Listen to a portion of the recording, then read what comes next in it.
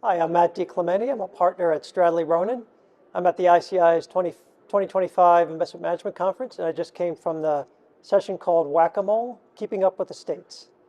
The panel focused on ways in which individual states or state representatives are taking policy positions that could have substantive impact on advisors, funds, and fund shareholders. And they walked through a number of examples. For example, most states have adopted abandoned property laws that require property deemed abandoned turned over to the state, and the panelists described how some states are aggressively defining abandonment as inactivity or having no contact with shareholders, and they discussed how the risk that investors could lose control of assets and funds could be sued as a result. Another example was how states have introduced or adopted anti-ESG related rules.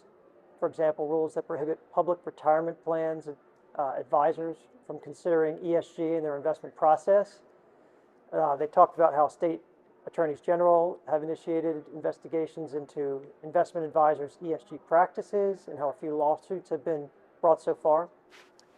And they described how many states have passed privacy laws and a few passed AI-related laws that could have implications for funds and advisors. So the takeaway from all of these great examples that the panelists walked through is that many of these states' actions could have real consequences for advisors, funds, and shareholders, and it's an area worth keeping an eye on and using the ICI's resources to stay on top of all these developments.